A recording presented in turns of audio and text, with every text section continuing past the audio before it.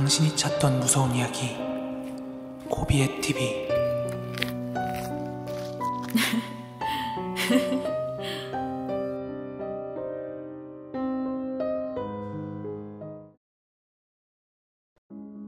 제 고등학교 동창이 실제로 겪었던 현실 공포 이야기고요. 때는 제가 26살? 그 무렵이었어요. 26, 7 그 무렵이었는데 20대 중반에 제가 제 고향 동네 말고 부천에서 자취를 했거든요. 사실 거리는 얼마 안 되지만 동창들 만날 기회가 많이 없다가 오랜만에 고등학교 친구를 만났어요. 동네에 가서.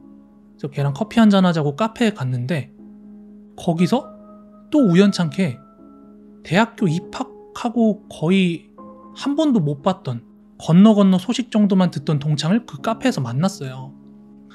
참고로 지금부터 말씀드릴 이야기의 당사자 친구는 아마 지금도 거기 다니고 있는지 모르겠는데 농협인지 수협인지 딱 단정지어서 말씀드리기는 애매한데 무슨 협자 들어가는 금융기관이었어요. 농협인가 수협인가 그럴 거예요.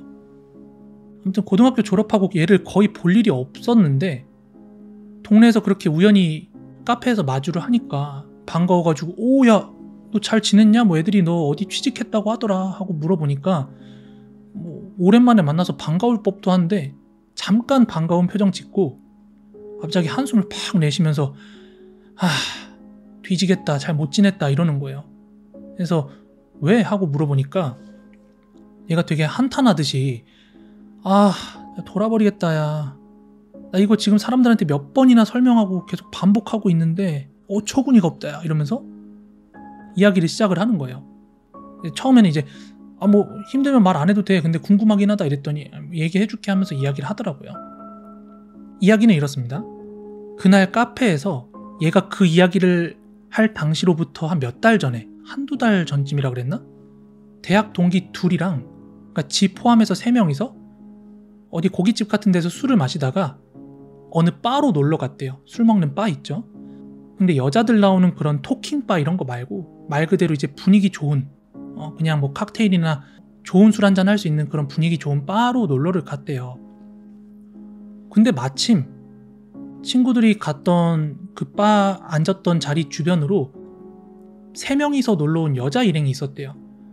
그래서 자연스럽게 이렇게 시선이 오고 가고 하다가 말을 섞고 이렇게 놀게 됐대요. 같이 3명이서 놀게 됐는데 제 동창은 그 자리에 또 마침 자기가 마음에 드는 스타일의 여자가 하나 있어서 그 여자한테 막 이렇게 대시는 아니고 관심을 보이면서 둘이서 많은 이야기를 나눴대요. 뭐 다 같이 이야기도 할 때도 있고 분위기 따라서 각각 자기 마음에 드는 사람들이랑 얘기도 하겠죠.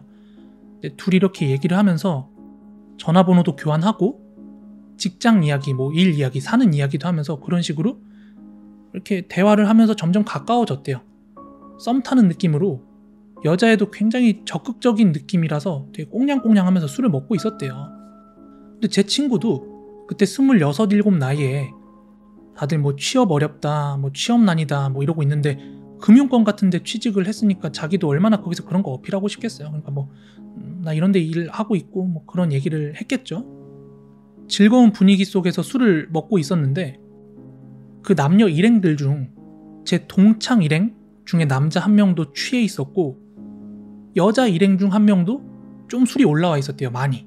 그래서 각각 한 명씩 술이 좀 많이 올라와 있던 상태였는데 그 둘이서 막 아무 말 대잔치를 하고 있더래요. 이게 뭔가 주제가 있는 대화가 아니라 막 술 취해서 하는 대화 있죠. 지들끼리 뭐 티키타카 하듯이 막 그렇게 대화를 하고 있더라는 거예요. 그래서 오늘 뭔가 좀 되는 날 같다 이러고 기분 좋게 놀고 있었는데 방금 말한 그 술 취한 남녀 둘이서 화장실을 가더래요. 둘 다 서로 술이 됐고 분위기도 좋고 하니까 뭐 챙겨주는 느낌으로, 서로 이렇게 챙겨주는 느낌으로 둘이 화장실을 같이 가길래 알아서 잘 다녀오겠지 하고 생각을 하고 있었는데 어느 정도 시간이 지나고 나서 얘네들이 좀 안 돌아오는 것 같더래요. 이쯤 되면 올 시간이 지났는데 좀 안 오는 것 같네 라고 체감할 무렵쯤에 화장실 앞에서 엄청 막 큰 소리가 나기 시작했대요. 바 테이블 쪽으로 소리가 다 들릴 정도로.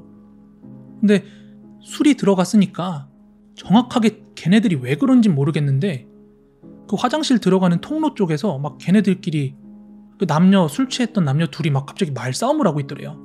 목소리를 크게 내면서 막, 그러니까 거기 있던 일행들이 다들 놀래가지고 무슨 일인가 하고 그쪽으로 갔는데 언성 높아지고 쌍욕을 하더니 뭐 이유는 모르겠대요. 술 취해가지고 둘이 뭐 인사불성 같은 느낌으로 싸우니까. 조금 전까지 분위기가 좋았는데 일행들이 어이가 없었던 거죠. 그러던 중에 그 술 취해 있던 여자가 먼저 그 동창 일행 남자애를 손찌검을 했대요. 때렸대요. 폭행을 한 거지. 그러다 보니까 목소리가 더 높아지고 감정이 격해질 거 아니에요, 사람들이. 그래서 업장에서 업장 직원인가 사장이 경찰을 불렀습니다. 경찰이 출동을 하게 돼요. 그 바로 폭행이 있었으니까. 그러니까 이제 제 동창의 파트너도 걔는 자기 친구들을 대변하는 입장이 되고, 제 동창도 그 상황 정리하겠다고 애쓰는 중인데, 아무래도 제 동창은 친구가 맞는 걸 봤고 그 여자애도 기분 좋게 먹다가 경찰까지 와서 자기네 일행들이 약간 가해자처럼 된 분위기다 보니까 분위기가 개판 났죠. 그러니까 서로 팔이 안으로 굽는 거예요. 서로 뭐 이해하고 뭐 이런 좋은 분위기가 아니라 각자 자기 일행 챙기기가 바쁘게 된 거죠. 아무튼 그렇게 경찰의 중재하에, 우리가 흔히 아는 경찰의 중재하에 뭐 합의라든지 뭔지 그런 건 정확히 모르겠지만 다 헤어졌대요. 해산을 했대요. 그리고 그 하룻밤에 좀 재수없는 해프닝 정도인 줄로 알고 다시 일상생활로 돌아간 거죠. 그런데 불과 얼마 뒤에 동창한테 연락이 왔대요. 근데 그 연락이 온 사람이 그 술자리 썸녀였던 거예요. 자기랑 같이 분위기 좋게 술 먹고 있던 그 썸녀. 표현을 썸녀라고 할게요. 근데 그 썸녀한테 전화가 왔는데, 내용인 즉 왜 전화를 했냐. 나 그날 너가 나 성희롱했던 거 기억나지? 조용히 넘어가려면 합의를 보든가 아니면 내가 고소를 하든가 어떻게 할게, 이러면서 전화가 왔다는 거예요. 친구 입장에선 얼탱이가 없잖아요. 그래서 무슨 성희롱이냐 뭐 이런 식으로 얘기했더니 여자애가 너가 내 몸에 손 댔잖아 이러더래요. 그런데 그 여자가 주장한 성희롱이라는 게, 남녀끼리 술 먹다가 조금 분위기가 꽁냥꽁냥해지면 이그 막 이러면서 얼굴에 손도 대고 볼도 꼬집고 아니면 뭐 어깨 정도 이제 손으로 감싸고 그런 느낌. 그냥 외부에서 봤을 땐 전혀 뭐 아무 문제가 없을 만한, 심지어 그 당사자도 크게 문제 삼지 않았던 그 술자리에서의 약간 가벼운 스킨십 정도였는데, 이제 나중 이야기지만 요거 먼저 말씀드릴게요. 나중에 동창이 변호사를 선임해서 그 술집에 CCTV를 따로 갔었나 봐요, 실제로. 근데 통상적으로 말하는 그런 성희롱이라고 할 만한 신체 접촉은 누가 봐도 아니었던 것 같아요, CCTV를 봤을 때. 아무튼 싸움 나기 전까지는 그 자리에서 분위기가 너무 좋았는데, 마치 수치심이 들었는데 어쩔 수 없이 스킨십을 참고 있었다는 식으로 막 유도신문을 하는 식으로 통화를 했나 보더라고요. 그러다가 결정타가 뭐였냐면은, 둘이 분위기 좋을 때 동창이 이제 자기가 좋은데 취직했으니까 그런 거 막 좀 어필하고 싶었을 거 아니에요. 그래서 전화번호 교환하면서 명함도 주고 그런 이야기를 했었는데, 그 여자가 너 그 농협 수협 어디 지점 내가 찾아갈 거다. 얼굴 직접 보고 얘기하자. 내가 너 거기 찾아갈 거다. 뭐 이런 식으로 얘기를 했나 봐요. 그러니까 얘가 그때서야 개골치 아파졌다 하는 생각이 들어서 좋게 가자는 식으로 뭔가 은연중에 말하면서 사과 비슷한 발언을 했나 봐요. 근데 이게 이제 법적으로 해석할 때 불리한 발언이 돼버린 거야. 그러니까 그때만 하더라도 지금처럼 뭐 무고를 어떻게 대응을 해야 되는지, 남자들이 자기를 지킬 방법이 많이 알려지지 않고 무지했을 때예요. 그래서 친구도 멍청했던 거죠, 결과론적으로 놓고 봤을 때. 그래서 그런 상황이 되니까 친구도 당황을 해서 변호사를 선임을 한 거예요. 그래서 CCTV도 따고 그 여자애랑 대화했던 거 토대로 막 변호사랑 상담을 하고 했는데, 그 당시 변호사가 그러더래요.